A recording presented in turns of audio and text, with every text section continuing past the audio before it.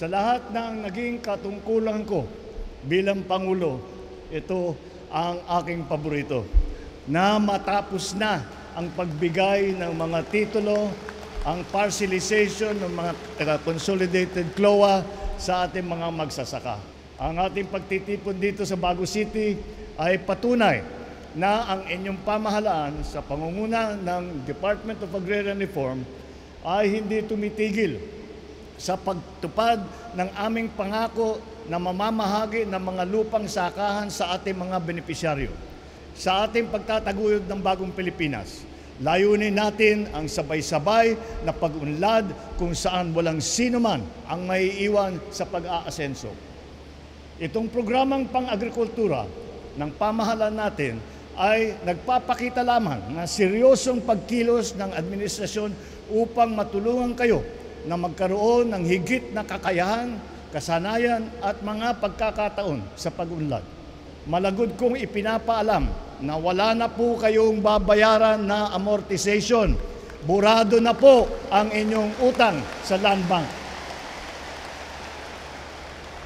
Sa ating mga agrarian reform beneficiaries, may tuturing po kayong mga buhay na bayani ng ating panahon.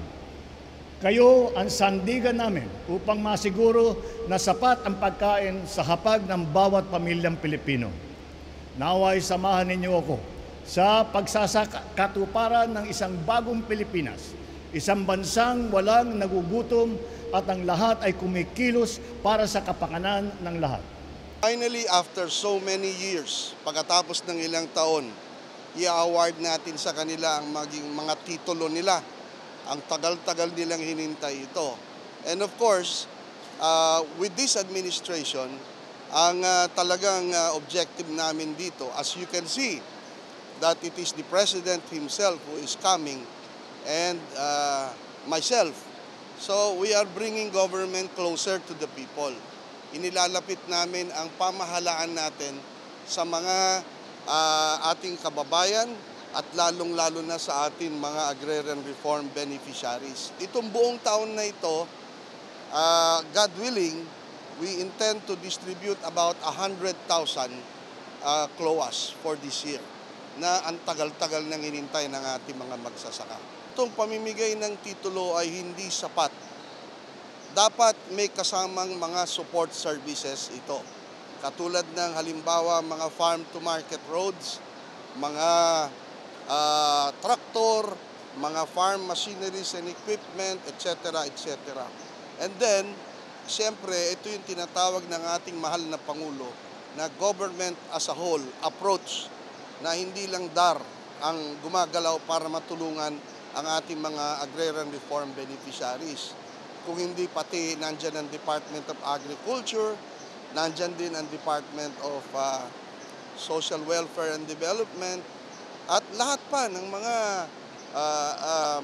departamento na magtutulong-tulong kami. Kasi hindi lang naman pinag-uusapan ng lupa, hindi lang naman yung support services. Kailangan din natin pag-aralin ang mga anak ng mga magsasaka. Kailangan natin tignan ang kanilang kalusugan.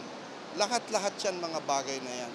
Napakasaya namin na nandito kami, tapos ma-meet namin si President na binigyan pa rin kami ng farm machinery na laking tulong to sa amin.